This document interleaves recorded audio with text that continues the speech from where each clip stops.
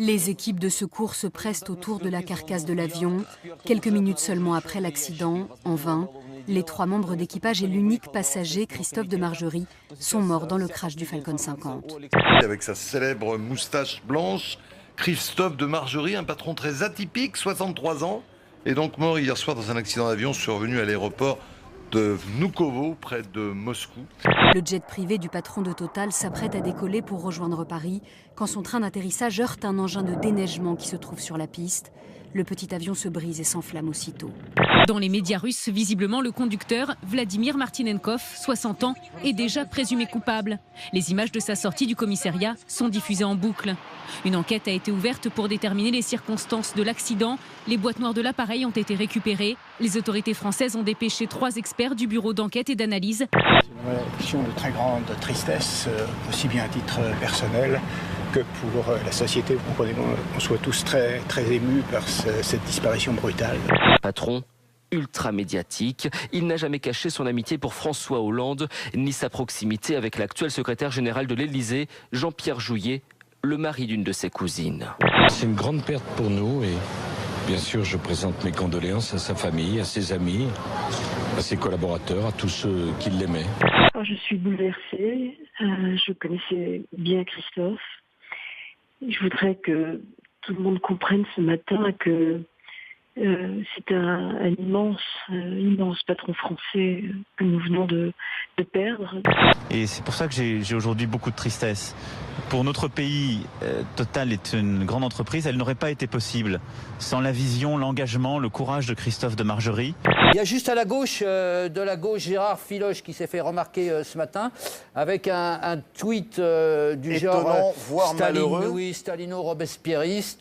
De Margerie est mort, famille Tétinger en deuil, les grands féodaux sont touchés, ils sont fragiles, le successeur nous volera-t-il moins? Les propos suscitent l'indignation sur le réseau. Éric Ciotti a très vite demandé son exclusion du Parti socialiste. Honteuse et indigne réaction de Gérard Filoche, il doit être exclu après cet énième dérapage.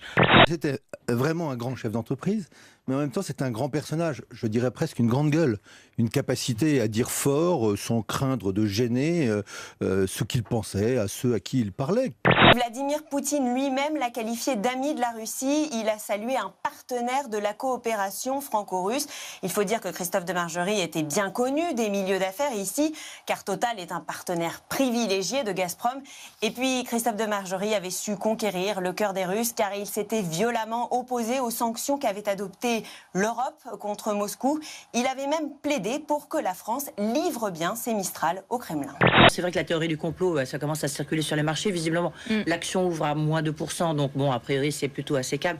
Or, avec Henri Proglio qui s'en va, Luc Courcel qui s'arrête pour raison de santé, Christophe de Margerie qui disparaît, c'est tout un secteur qui va se retrouver un peu sans figure, sans voix, dans une période de transition toujours délicate pour les entreprises. L'État a intérêt à sérieusement serrer le cordon pour que la France ne se fasse pas trop dépouiller, parce que la concurrence internationale dans ces secteurs, elle est sauvage et elle ne connaît pas de période de deuil. 5 ans ferme pour Oscar Pistorius. Le verdict est tombé ce matin en Afrique du Sud. Reconnu coupable d'homicide involontaire sur sa compagne, l'ex-champion a été conduit directement en prison.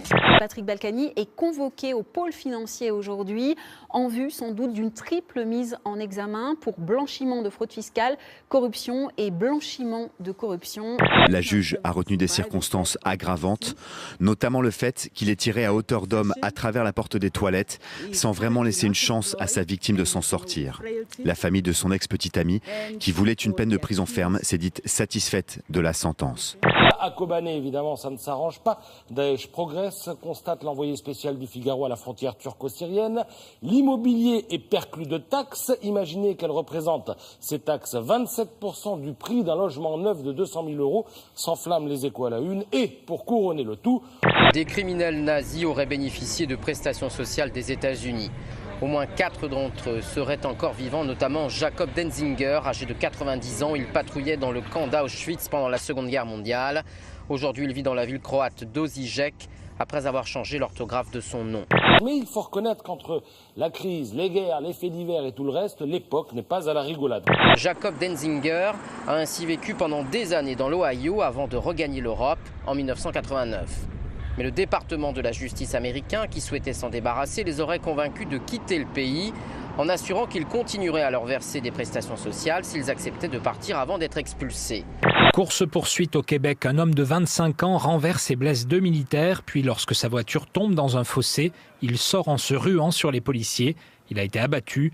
Il s'agissait d'un terroriste présumé proche des milieux djihadistes. Le Canada participe en ce moment à la coalition contre l'État islamique.